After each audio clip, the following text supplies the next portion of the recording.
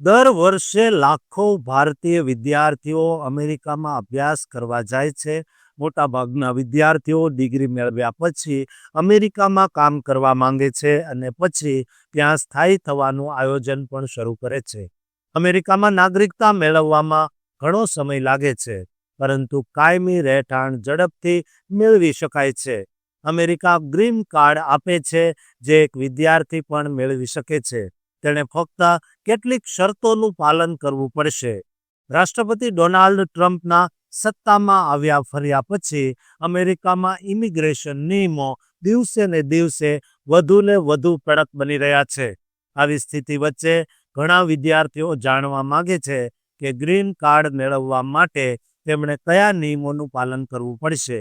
તેઓ સરળતાથી green card કેવી રીતે મેળવી શકે છે અને કાયમી રહેઠાણ કેવી રીતે મેળવી શકે છે. આવી સ્થિતિમાં ટ્રમ્પ સરકારની કાર્યવાહી વચ્ચે ભારતીય વિદ્યાર્થીઓ અમેરિકામાં સરળતાથી ગ્રીન કાર્ડ કેવી રીતે મેળવી શકે તે જાણીએ. સૌપ્રથમ તમારે ડિગ્રી પૂર્ણ કરવી પડશે.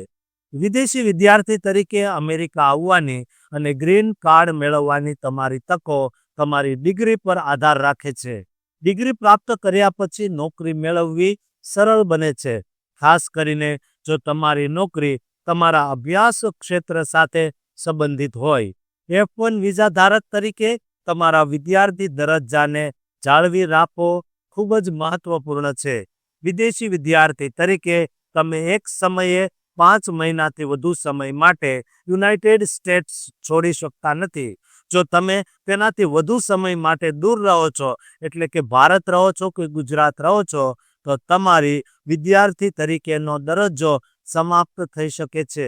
જો આવું થાય તો તમારે નવા ફોર્મ I-20 સાથે પ્રવેશ માટે ફરીથી અરજી કરવી પડશે. યુનાઇટેડ સ્ટેટ્સની બહાર વિતાવેલો સમય OPTની અવધિ લંબાવતો નથી. તે બેરોજગારી મર્યાદા સામે ગણાય છે. OPT પરના વિદ્યાર્થીઓ યુનાઇટેડ સ્ટેટ્સ પાછા ફરી શકે છે જો તેમની પાસે માન્ય વિઝા, છેલ્લા 6 મહિનાની અંદર મુસાફરી માટે માન્ય ફોર્મ I-20 અને માન્ય રોજગાર અધિકૃતતા દસ્તાવેજ EAD હોય. ગ્રીન કાર્ડ મેળવવા માંગતા વિદેશી વિદ્યાર્થીઓએ OPT કાર્યક્રમ હેઠળ કામ કરવું જોઈએ. OPT એક કાર્યક્રમ છે જે F1 વિઝા પરના વિદેશી વિદ્યાર્થીઓને તેમના અભ્યાસ ક્ષેત્રને લગતી નોકરીઓમાં કામ કરવાની મંજૂરી આપે છે. OPT હેઠળ વિદ્યાર્થીઓ સ્નાતક થયા પછી 12 મહિના સુધી કામ કરી શકે છે. STEM વિજ્ઞાન, ટેકનોલોજી, એન્જિનિયરિંગ અને ગણિત સ્નાતકોને 24 મહિના સુધીનું વિસ્તરણ પણ મળી શકે છે. વિદ્યાર્થી વિઝા તેમને OPT હેઠળ કામ કરવાની મંજૂરી આપી શકે છે, પરંતુ એકવાર તે સમાપ્ત થઈ જાય પછી તેને લંબાવી શકાતો નથી. યુએસમાં કામ કરવાનો અને રહેવાનો તમારો અધિકાર જાળવી રાખવા માટે તમારે બીજા વિઝા મેળવવાની જરૂર પડશે. H-1B વિઝા તમને આ કાર્યમાં મદદ કરશે. આ એક વર્ક વિઝા છે જે તે ખાસ નોકરીઓ માટે છે. તેમાં સ્નાતકની ડિગ્રી અથવા તેથી વધુ દ્વારા શીખેલા વિશેષ જ્ઞાનની જરૂર હોય છે. યુએસમાં અભ્યાસ કરતા વિદ્યાર્થીઓ માટે H-1 વિઝા ક્વોટા છે, જે હેઠળ દર વર્ષે 20,000 વિઝા જાહેર કરવામાં આવે છે. આ વિઝાનો સમયગાળો 3 વર્ષનો છે, જે વધુ 3 વર્ષ માટે લંબાવી શકાય છે. ગ્રીન કાર્ડ મેળવવાનું સ્વપ્ન જોનારાઓ માટે H-1B વિઝા મેળવવો ખૂબ જ મહત્વપૂર્ણ છે. H-1B વિઝા પર તમે 6 વર્ષ સુધી અમેરિકામાં રહ્યા પછી ગ્રીન કાર્ડ માટે અરજી કરી શકો છો.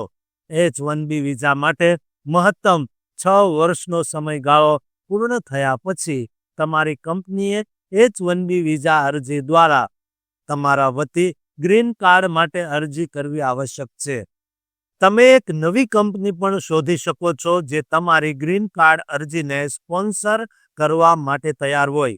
H-1B થી ગ્રીન કાર્ડ સ્ટેટસમાં સ્થળાંતર કરવું સરળ નથી. યુએસમાં કાયમી રહેઠાણ મેળવવાની પ્રક્રિયામાં મહિનાઓ લાગી શકે છે અને તેમાં ઘણા તબક્કાઓનો સમાવેશ થાય છે.